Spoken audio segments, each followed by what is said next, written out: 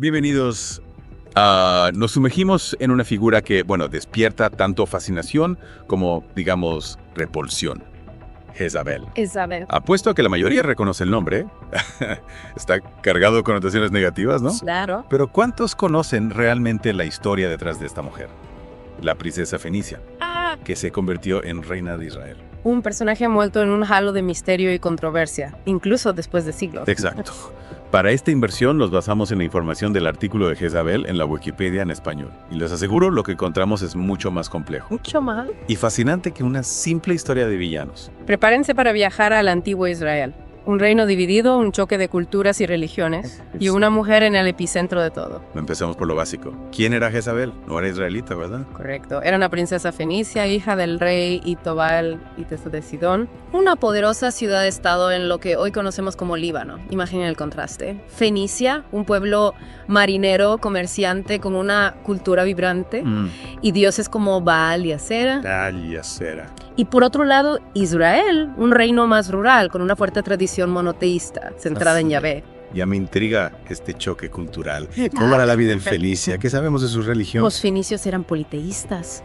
Baal, el dios del cielo, la lluvia y la fertilidad, y Asera, la diosa madre, eran figuras centrales. Sus cultos estaban vinculados a la naturaleza, con rituales que buscaban asegurar la prosperidad y la fertilidad de la tierra. Un enfoque muy diferente al Dios único y celoso de los israelitas. Exactamente. Y ese contraste es fundamental para entender el conflicto que se desataría con la llegada de Jezabel a Israel. Que claro, ella no llegó con las manos vacías. Se casó con el rey Acab de Israel.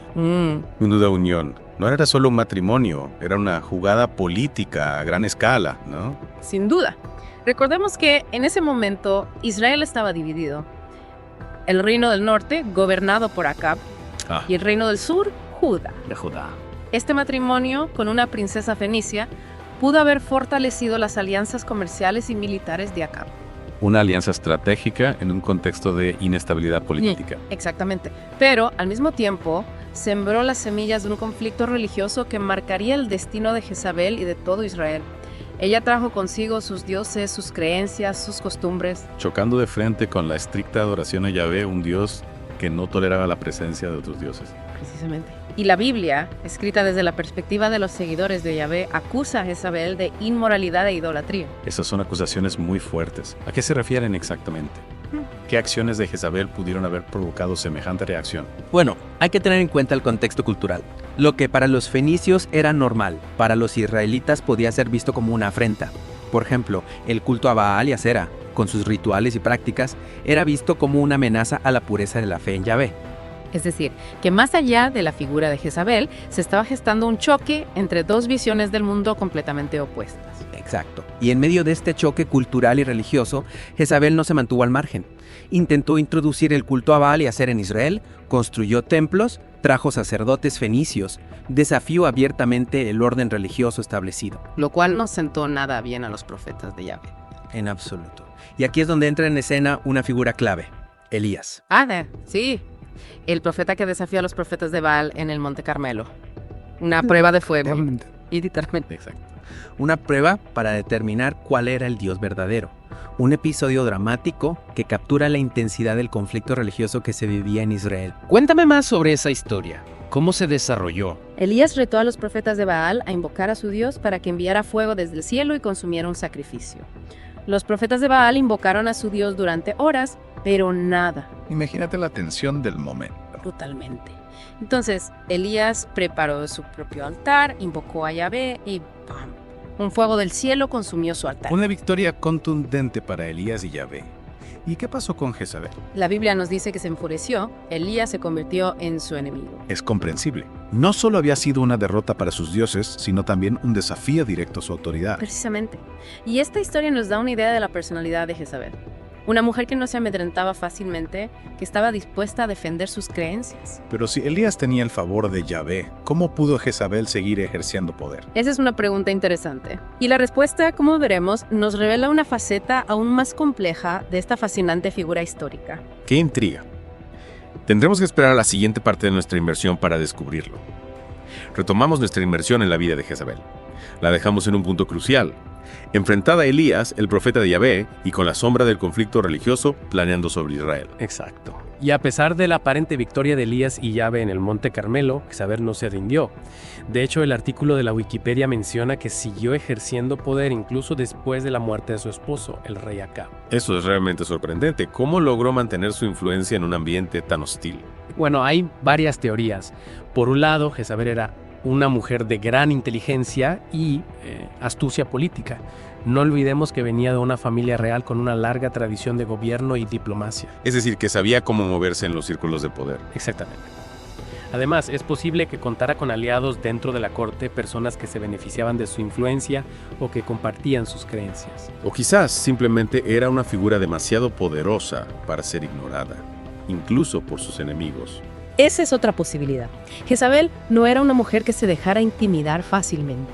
Su determinación y su fuerte personalidad, que la Biblia se interpretan como arrogancia y maldad, pudieron haber sido las claves de su supervivencia política. Es fascinante cómo la historia puede ser interpretada de maneras tan distintas. Lo que para unos es un defecto, para otros puede ser una virtud. Totalmente.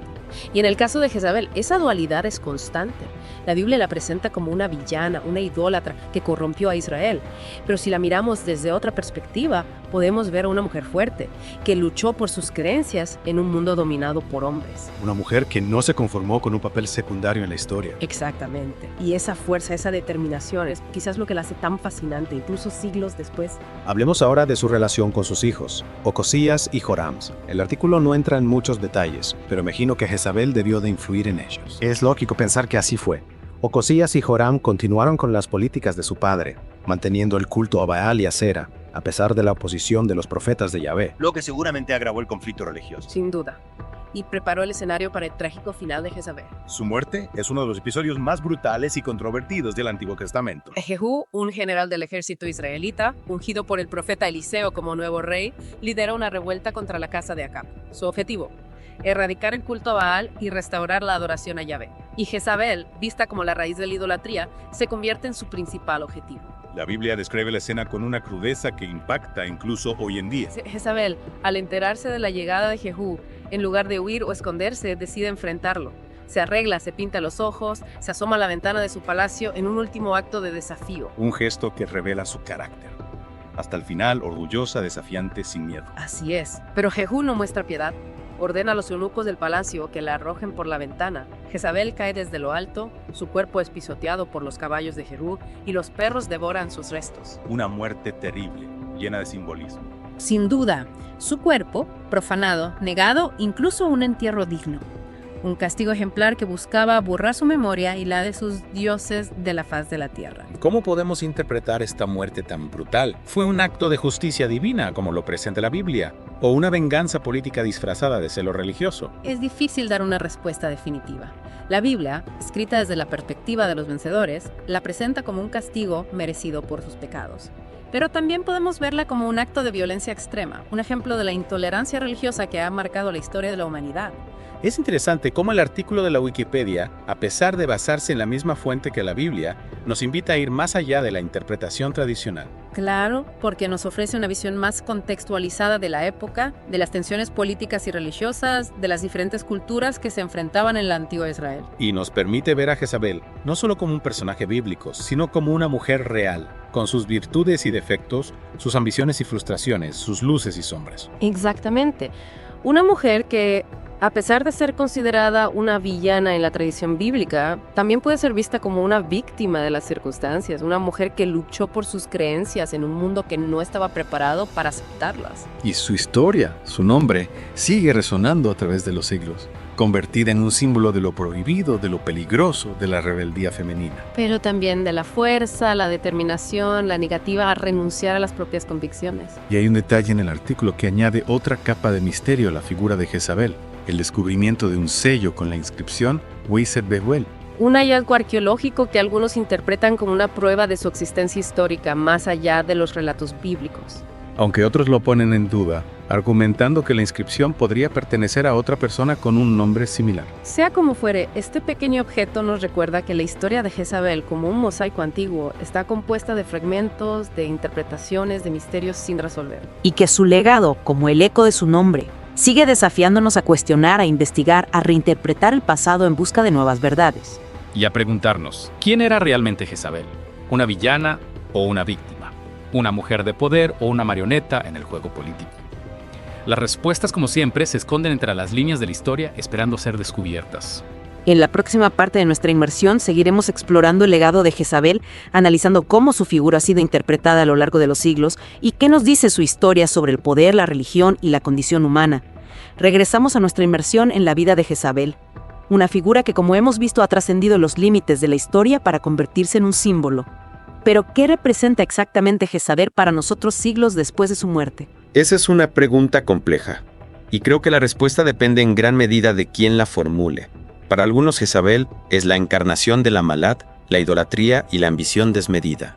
Su nombre se utiliza como una advertencia, una representación del peligro de desviarse del camino de la rectitud. Es interesante cómo esa visión negativa se ha mantenido a lo largo de los siglos. Incluso en el Nuevo Testamento, en el libro del Apocalipsis, encontramos una referencia a Jezabel, no como la reina histórica, sino como una figura simbólica, que representa la corrupción y la falsa profecía. Exacto. Es como si su figura se hubiera convertido en un arquetipo, una imagen poderosa que se utiliza para advertir contra ciertos comportamientos o ideas. Pero esa es la única interpretación posible. Es justo reducir a Jezabel a un símbolo de maldad. Creo que nuestra inmersión en su historia nos ha demostrado que las cosas no son tan simples. Jezabel fue una mujer compleja que vivió en un contexto histórico y cultural muy específico. Sus acciones, que para algunos fueron abominables, para otros pudieron ser actos de valentía o incluso de simple defensa de sus creencias. Totalmente. Es importante recordar que la historia no es un relato objetivo, sino una construcción narrativa que refleja los intereses y perspectivas de quienes la escriben. En el caso de Jezabel, la principal fuente de información es la Biblia, un texto religioso escrito desde la perspectiva de los seguidores de Yahvé. Es lógico que en este contexto Jezabel sea presentada como la antagonista, la enemiga del pueblo elegido. Entonces podríamos decir que la figura de Jezabel ha sido manipulada a lo largo de la historia para servir a ciertos intereses. Es posible. Su historia ha sido utilizada para justificar la persecución religiosa, la demonización de lo femenino, la imposición de un único modelo de moralidad. Pero al mismo tiempo creo que también hay algo en su figura que nos atrae, que nos interpela, que nos hace cuestionar nuestras propias convicciones. ¿A qué te refieres? Jezabel fue una mujer que desafió las normas de su época. Se atrevió a ser diferente, a defender sus creencias, a luchar por su lugar en un mundo dominado por hombres. Su historia nos invita a reflexionar sobre el poder, la ambición, la libertad, la intolerancia. Nos plantea preguntas incómodas sobre nuestra propia relación con la religión, la cultura, la identidad. Es decir, que Jezabel, más allá de ser un personaje histórico, se convierte en un espejo en el que podemos ver reflejados nuestros propios miedos y fascinaciones. Exacto. Y creo que esa es la razón por la que su historia sigue fascinándonos siglos después. Jezabel nos obliga a confrontar la complejidad de la condición humana, la ambigüedad de la moral, la fragilidad de nuestras certezas. Y nos recuerda que la historia no es un simple relato de buenos y malos, sino un tapiz complejo, tejido con hilos de ambición, amor, odio, fe, traición y muerte. Un tapiz que debemos observar con atención, con una mirada crítica, con una mente abierta a la multiplicidad de interpretaciones. Y con esa reflexión llegamos al final de nuestra inmersión en la historia de Jezabel. Esperamos que les haya resultado tan fascinante como a nosotros. Y que les invite a seguir explorando, a seguir cuestionando, a seguir buscando la verdad detrás de las leyendas. Porque como hemos visto, la historia no es algo estático, sino un diálogo constante entre el pasado y el presente. Hasta la próxima inmersión y recuerden, la historia no es solo lo que ocurrió, sino también cómo la recordamos.